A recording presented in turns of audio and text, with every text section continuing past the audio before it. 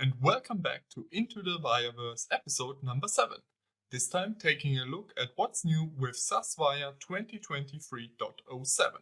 We have updates in SAS Studio, Visual Analytics and Intelligent Decisioning, and of course much more. So let's get right into it.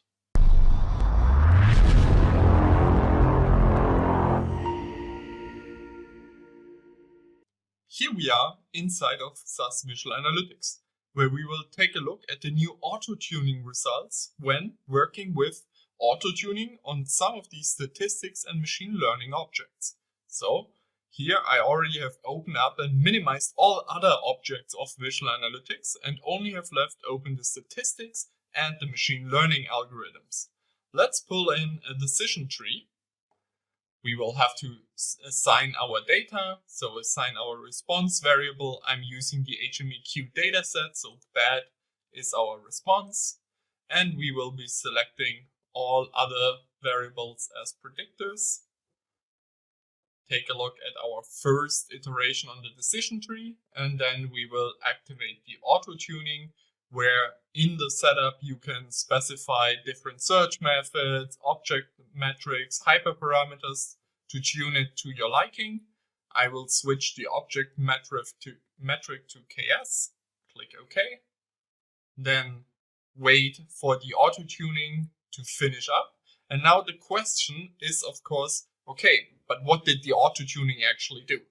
You can now either right-click on your decision tree and select the view auto-tune results from the context menu, or you can go to the snowman menu of the whole object and select view auto-tune results from there.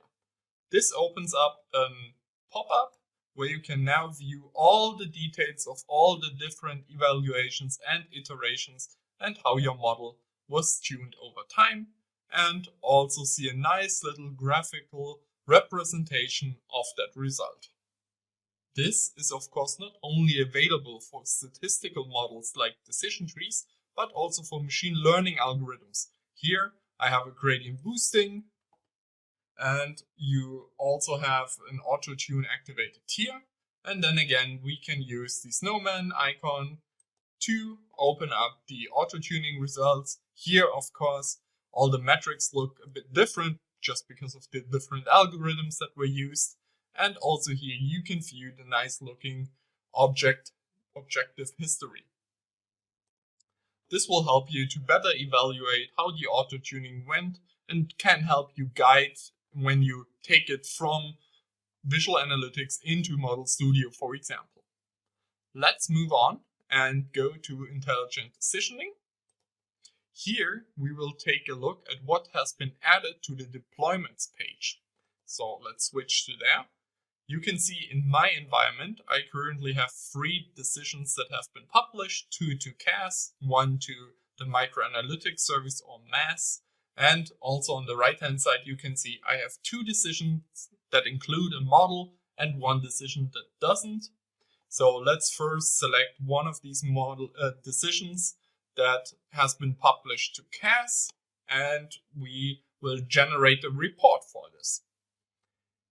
When this download has been finished, we can open up the created PDF, and it summarizes all of the objects that are inside of the decision and how you can directly talk to them and who last modified it, when it was modified, all of these juicy details that will help you write your documentation and keep track of changes over time. You also see that the in and outputs of your decisions are included alongside their description. We can take a look at a different destination because, of course, MAS and SAS generate different decision types. So let's take a look. And the main difference here being that you now get a module URI that you can call as a REST call, for example. So you also get this type of documentation that you could hand over to your application developers to more easily communicate with them and also enhance their documentation processes. This is a great addition to enhance the governance abilities of SAS Viya. Let's close these 2 PDFs And let's move on to SAS Studio, where we have two new exciting steps to take a look at. First off, in the transform data category, we have a new step made available called mask data. This will help you to anonymize or obfuscate your data within your datasets, and to showcase the capabilities of it, I will be making use of the SAS DQ reference data that is available. And alongside all the, of course, specifications, you also find this contacts table in here that contains some sample data that you can use to try out this step and all the other functionalities around masking and obfuscating data. So now that we have connected our data, we can take a look at our mask data step. Let's make it big. And first up, you can either use the global locale for the QKB, or you can select a specific one. So for me, for example, I would switch to the German one if I were working with German data. Next up, we have the note that you can, with this step in one runtime, can obfuscate up to 10 columns. We will only be making use of one of them right now. Let's take a look. You have the option to mask your data. You can hash your data or substitute it through your own lookup table logic that you can put in here. We will use the masking feature. Then, of course, you can mask all characters, or you can make use of all the great functionality that the QKB brings with it to only do partial masking of your data. If you, for example, would like only the email domain to be masked, but keep the rest of the email address still valid or readable. Let's select the column we want to be masked. We will be selecting the address here. And now, first up, you see an additional data obfuscation has opened up. We will minimize this to save on screen real estate, and we will go back to our address column. We have the output options where we can either specify it to replace the column in place, so overwrite our obfuscated values on top of the real values, or put them into a new column.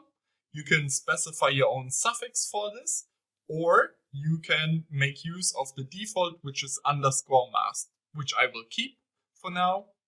And now let's make this small again. Let's just run this node and take a look at the generated output. We will click on preview data.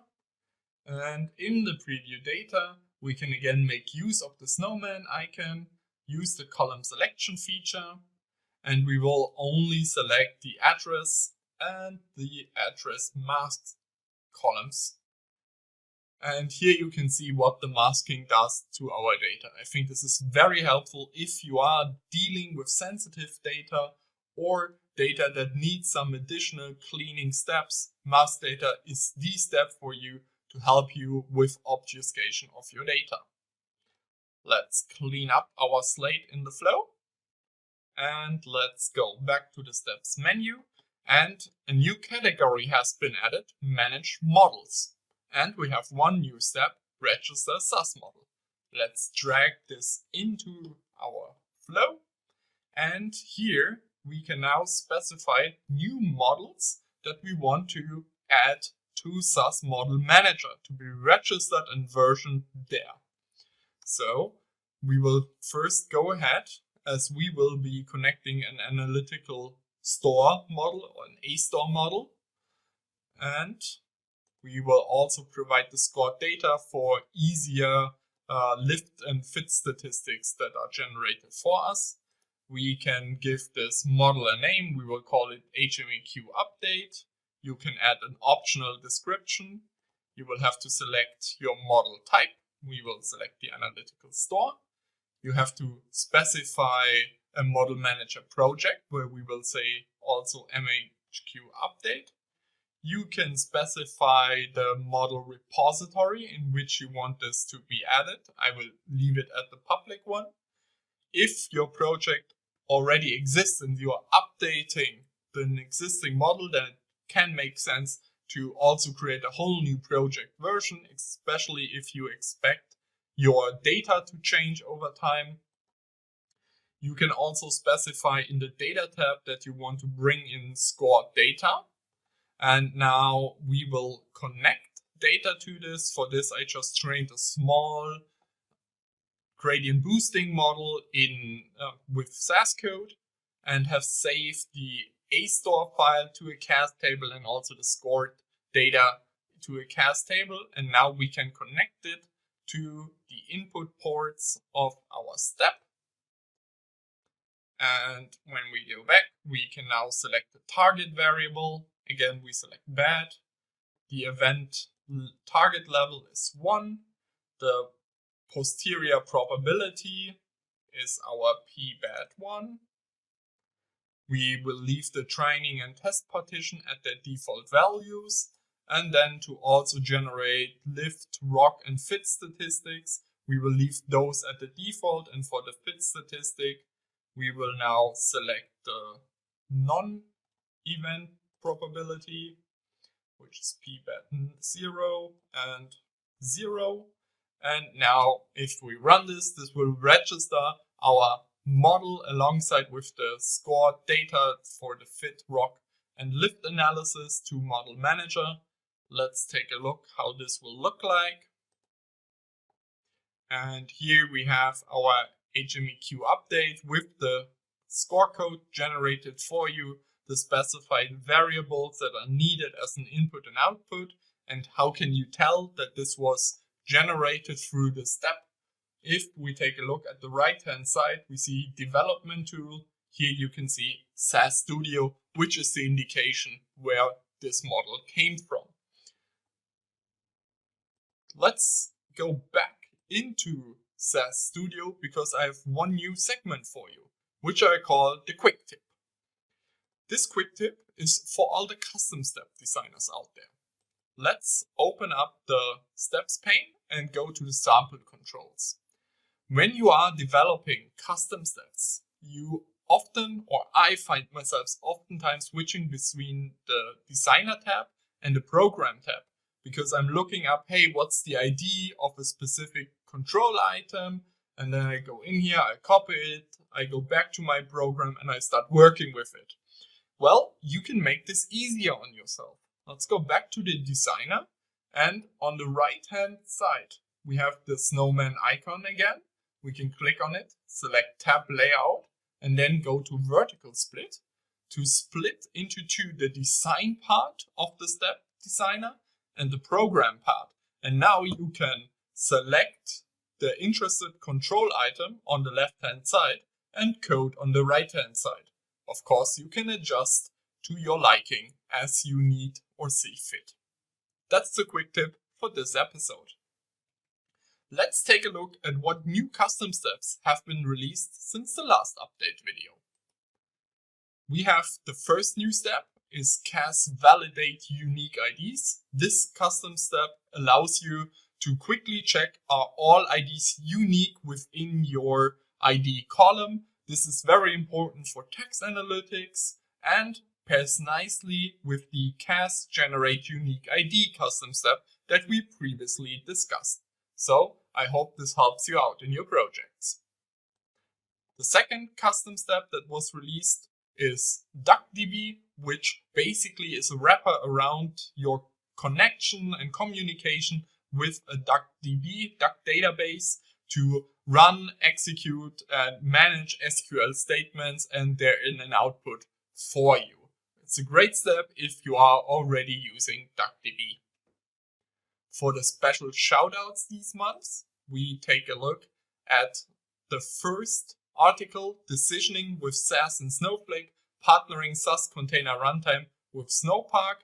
That means that the SAS Container Runtime, or SOCR, containers can now be run inside of Snowpark directly alongside your data, which is a super cool feature that will help you to get to your decision and decision outputs quicker. The second one is around text analytics models and their monitoring inside SAS Model Manager, where you can get a deep dive on how the different metrics work with text analytics models is a truly fascinating read and a cool deep dive. The last thing I want to highlight is the new repository on the SAS communities, which is the technical support code, which provides you with insights, sample codes, scripts around things that SAS technical support helps you with, and you can use it to gather information, find fixes, and also just to find more interesting SAS code that can help you in your daily work. As always, there's many more features within each SAS Viya release, so I encourage you to check out the unofficial SAS What's New application. Just adjust the slider to 2307 and you can see all of the nice features that have been added just in this release, which is a lot of them. See you next month in the SAS Viya Verse. Bye bye.